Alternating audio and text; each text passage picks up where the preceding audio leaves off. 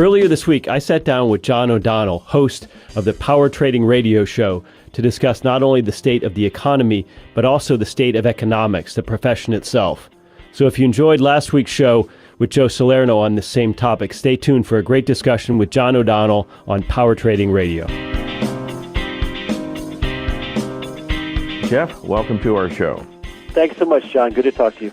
You know, I had the opportunity to listen in on your Mises Weekend show with Joe Salerno, and I thought you asked and brought up a very interesting topic I'd like to explore a bit today, which is economics broken? Why don't you take us through the theme of that topic that you all discovered, because I think it's very relevant in what seems to be going on in our world economy today. Yes, it's a huge topic. It's really one we could scarcely do justice to. But when I say economics is broken, I mean that the profession, in other words, professional economists, academic economists, are no longer doing what, in my opinion anyway, the profession ought to be doing. And as a result of that, lay people like you and me who are interested in this stuff, especially as it affects our lives or our job prospects or our investments or our purchasing power, we get led astray. We've been taught for several decades now. Now, this wasn't common 100 years ago, but for the last many decades, we've been taught that economics is this technocratic mathematical science that really is almost a form of physical sciences that requires creating hypotheses and testing them to see if they're true. And as a result of that, I think the average guy or gal, John, has become somewhat afraid of economics. And, well, gosh, I'm not really qualified to understand this. It's so complex, and global markets are so interconnected, and there's so many variables. How can I possibly piece all this together? And I better just listen to these really smart Ivy League degreed people who work at the Fed, because, gee whiz, they study this stuff all day long, and I don't. I have a regular job.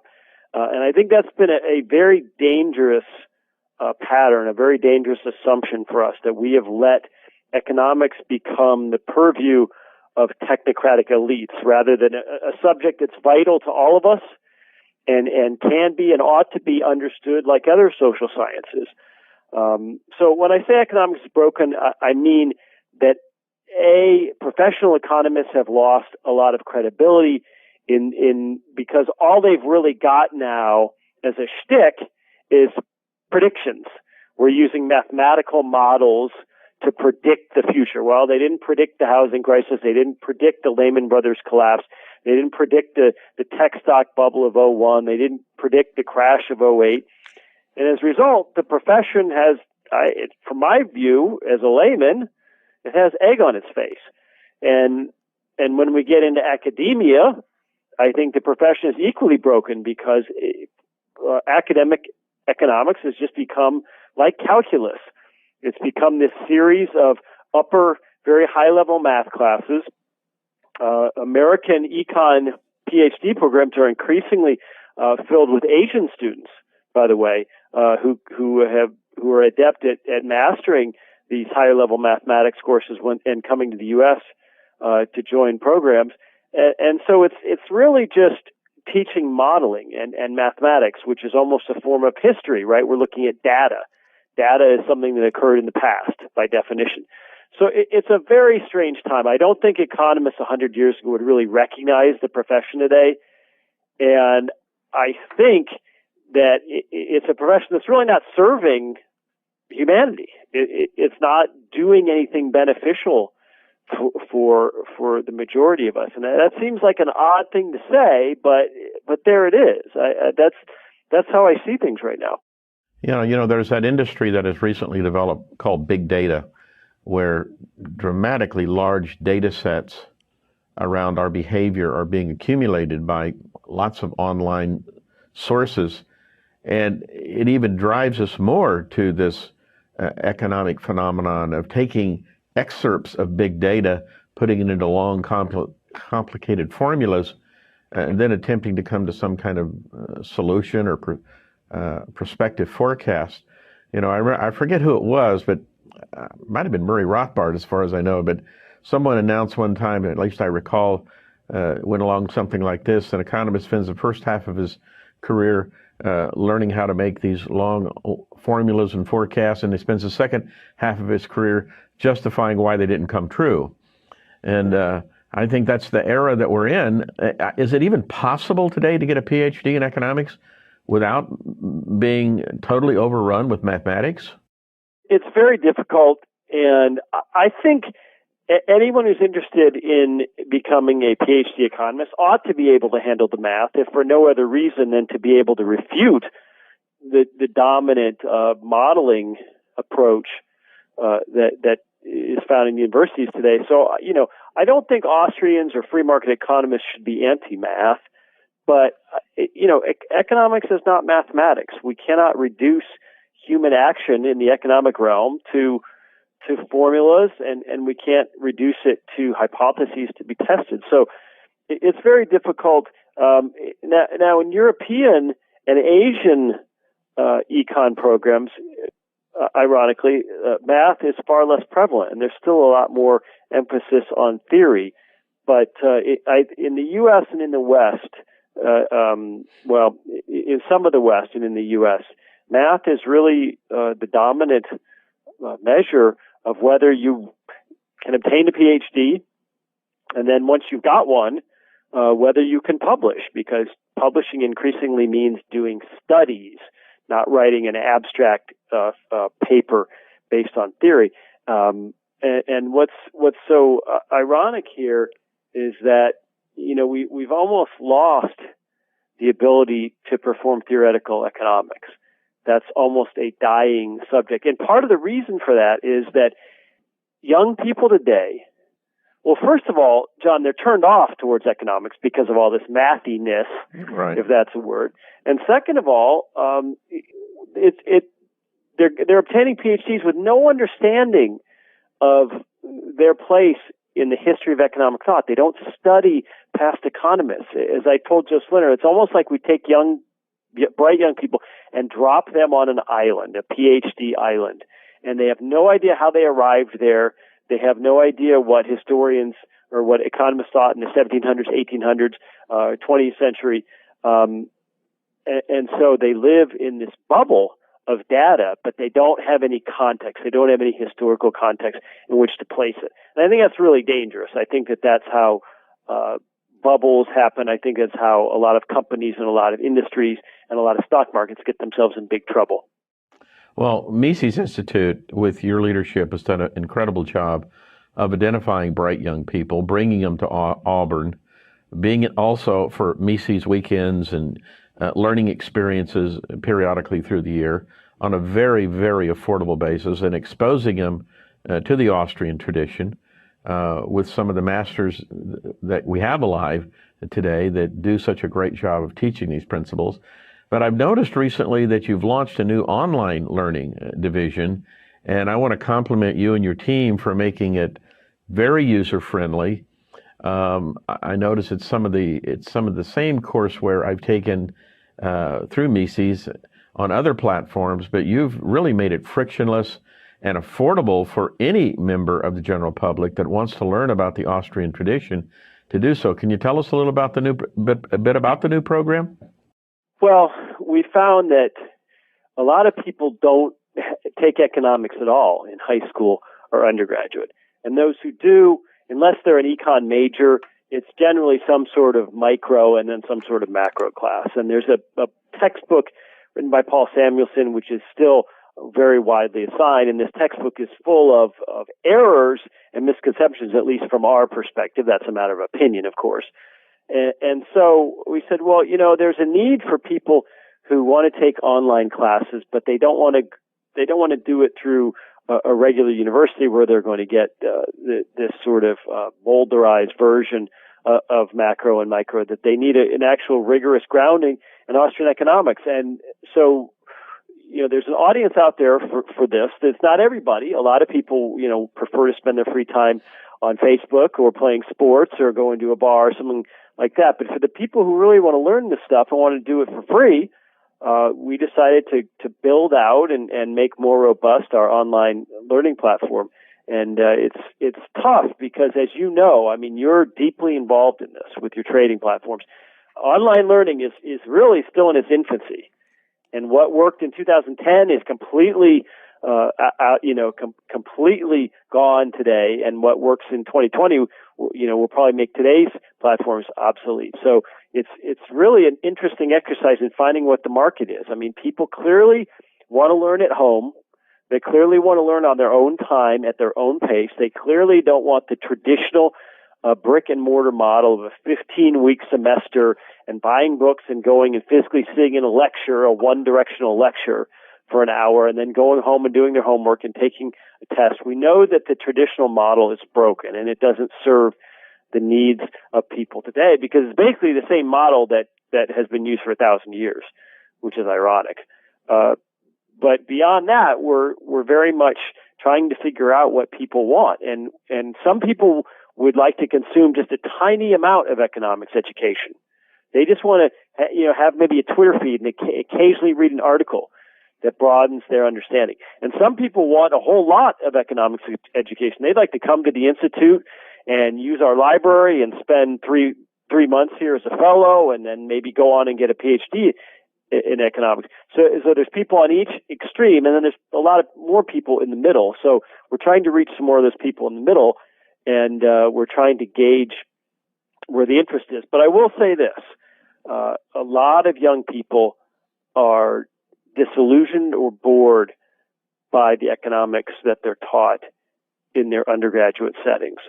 So we want to be there as a non-traditional school, a 21st century school that's accessible to anybody. It's not just for young people, not just for traditional students, but really for anybody. So we're working on it, and we're modernizing it, and it's a work in progress. It's a lot of fun because, as you know, in the pre-digital age, all this stuff had to be done with physical books, and you had to know somebody, or you had to have a professor who was good. And now with a couple clicks, we can post something, and 40 or 50,000 people can see it immediately. So it's a great leveler. Well, I think it's very important, and I think it's a great mission to educate all ages. As a matter of fact, a lot of, as you know, we serve an investor trader audience here at Power Trading Radio and Online Trading Academy, and we have a very substantial audience who come in here at all age groups who have virtually no economic grounding whatsoever, and we do our best to integrate Austrian economic principles into our teaching in our courses, both in our classrooms in 40 markets across the world and online. We attempted to do the online education work, but believe it or not, way back in 1998, and we were all geared to deliver online coaching, mentoring, but the problem was there was no bandwidth to the home. I mean, 56K modems were hardly out, and the platforms were very expensive and not very stable. So we kind of abandoned that for several years, but it's now the biggest division and the most, our online support division, both before classes and after class, to carry on a continuating experience and branding right into the home of our adult learner, is the most prolific experience in our education. So we like to blend the best practices of the physical classroom experience with online learning techniques. And I think it's 2 + 2 = 6. And I certainly think it's got a great future. Now they're coming out with software, I understand, where you can almost do foreign language translation on the fly. So can you imagine speaking into a camera in English and delivering your content, and on the fly your PowerPoint and voice is converted into Spanish or German or French? Well, it is amazing. We've never had more information so available to us at our fingertips. The problem is not a lack of information like 30, 40 years ago. The problem is too much. Yes. And it's cultivating it and sifting through it and figuring out what's important, what isn't. So we've got more information, Dom, but it seems like we have less wisdom in many ways. I know you're very close to Ron Paul and his organization with private education as well. Jeff, I'd like to get your opinion or thoughts on two very large for-profit education entities in the education space.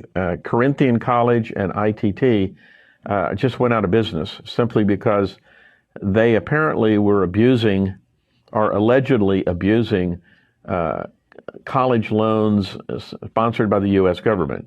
Do you have any thoughts on the state of the college finance programs that are going on out there? Yeah, those were sad because I very much like the idea of trade schools, schools that teach people practical, applicable skills.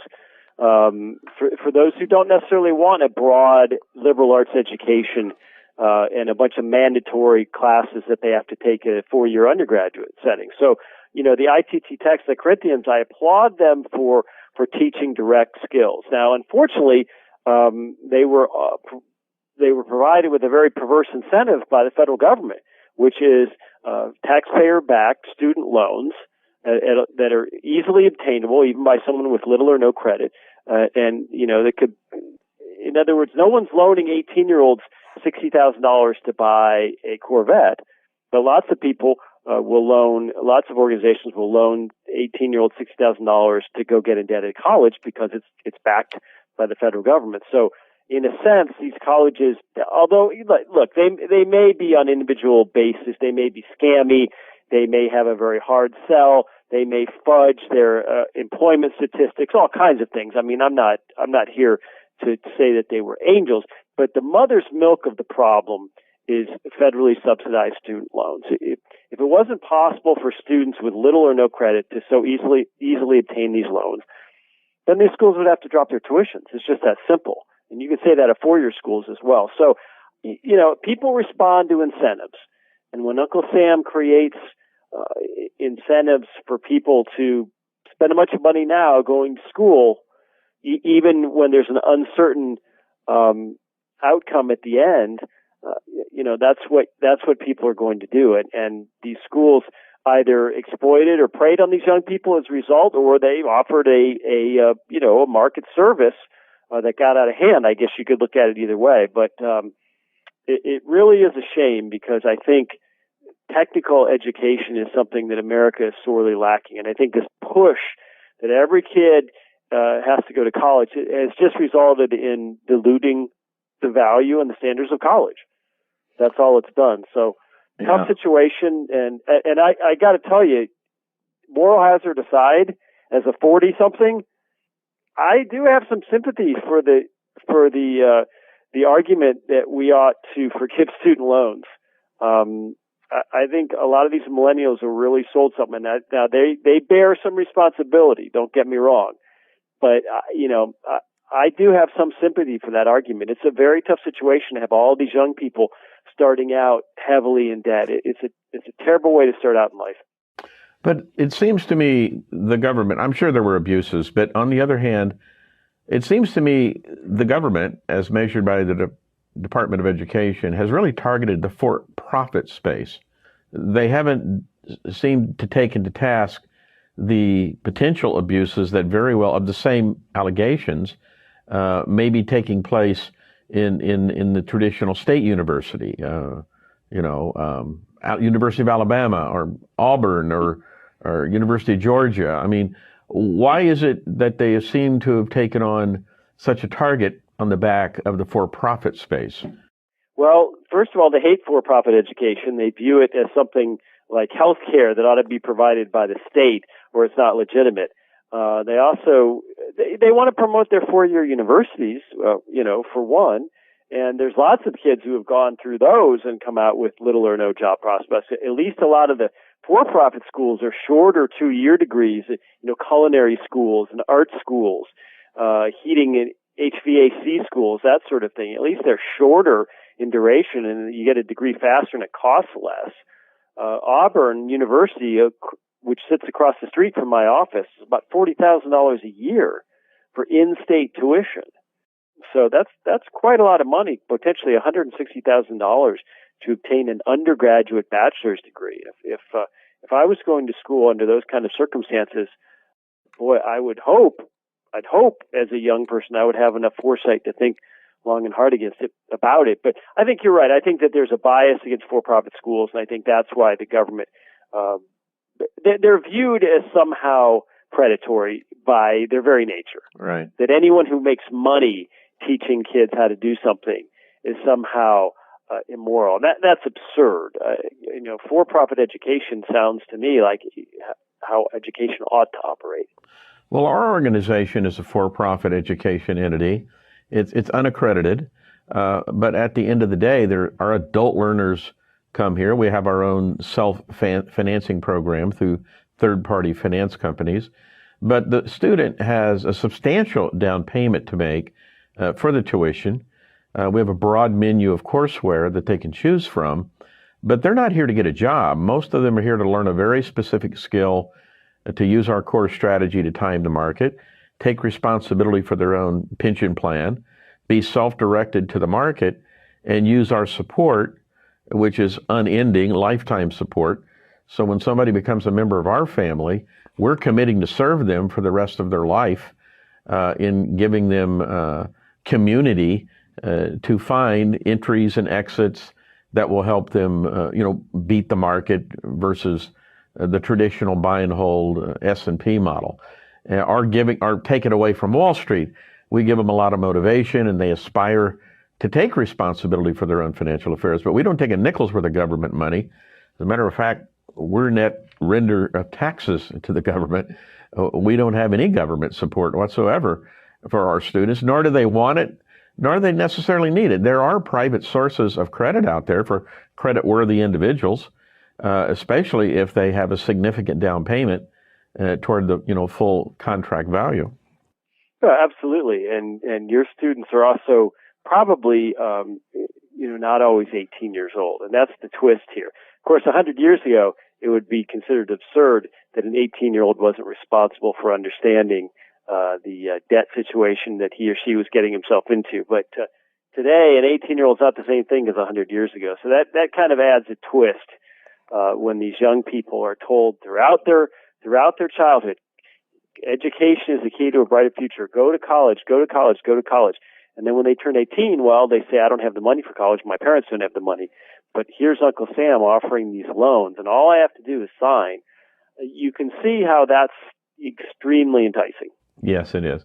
Jeff, I understand you're getting ready to launch your new funding campaign for Mises Institute, but you, through your leadership, have provided a terrific scorecard on beating the big DC think tanks. You run a very efficient operation out there. Why don't you tell our listeners a little bit about the Mises Institute? I'm a member of it. I love it. I can't think of a day, what my day would be like if I didn't have Mises.org as a primary source of income for what's going on in the world economically. But how have you been so efficient in beating out some of these very well capitalized think tanks in DC on a relatively Spartan budget there in Auburn? Well, I think the internet is the answer. The digital revolution has been, as I mentioned earlier, the great leveler. I mean, we operate on a few $1 million a year. We have about 23 or 24 staffers at any given time. There's a lot of organizations in Washington, D.C. that have hundreds of employees and have bring in 50 or 75 or $100 million a year in donations. Now, a lot of those donations are from corporations or larger donors, family foundations, et cetera, whereas our donations are virtually all individual. So we just use the internet. We put as much on our website as we can. We spend quite a bit of time with our outside vendor trying to fiddle with our website and make it a little more user-friendly. And we just generally try to make things available for free because we find that that actually like, for instance, when we sell a book in our bookstore, we also try to make an HTML or a PDF version available for free. And we find that actually increases sales. It doesn't decrease them. So we try to be a free resource and use our status, use our website traffic and our social media traffic to convince people to give us donations, to convince them that what we're doing is worthwhile and that it's something they ought to support. So while we have lots and lots of people who give us $10 or $20 or $50 or $100 a year, and that's how we get by. And look, don't cry me a river. We have a great time. We love what we do. We're excited about our mission, and when when the day comes that we're not, then we'll close up shop and go home. And I look forward to that day. I look forward to the day that Austrian economics is is so accepted on Wall Street and in academia that we're not needed anymore. But until that day comes, we'll be here in some form or another, and hopefully that form is increasingly digital, because that's the cheapest way to reach the most people quickest. Well, from your mouth to God's ear, I recall, matter of fact, last night I was reading an excerpt from one of your PDFs. I think it was Mises talking about freedom in crisis or something, I believe was the title. But at any rate, he was talking about how Keynes really before Keynes came about in 1936 with his book, the Austrian approach was very well accepted and was then considered mainstream. And of course, that Britain had been running the equivalent of Keynesian policies before Keynes even wrote his book.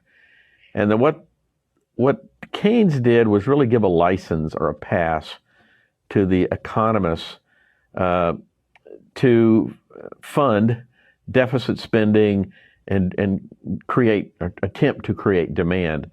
And he really gave the economists a pass, and the politicians loved this because they now had several PhDs endorse their deficit spending, demand creation, money manipulation, cheap liberal credit programs, to the point that, and he even discredited Say's law. I mean, he never disproved Say's law. He just announced that he discredited it.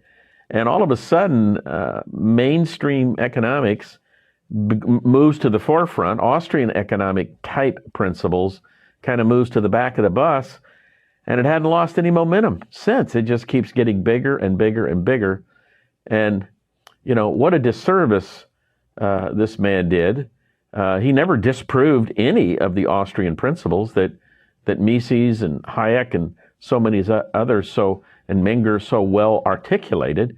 But the fact that the mainstream politicians, mainstream economists and the politicians, in essence, sold out.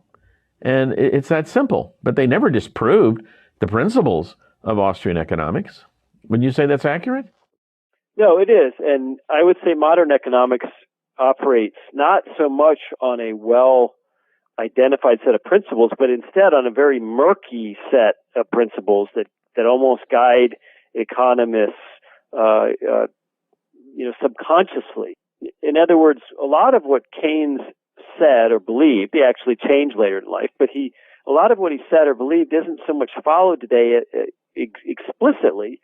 It's followed implicitly. We have this sort of general sense, and we can call it neoliberalism, this general sense that it's the role of government and the role of central banks to create demand. That's the number one job of growing and sustaining an economy, is to create demand. Well, we all have infinite demand. We're human beings. We all have unlimited wants and desires. The question is not what we demand, it's what we can produce. That's the hallmark of a civilized society, of a society that's healthy and growing and creating for the next generation, is how productive it is.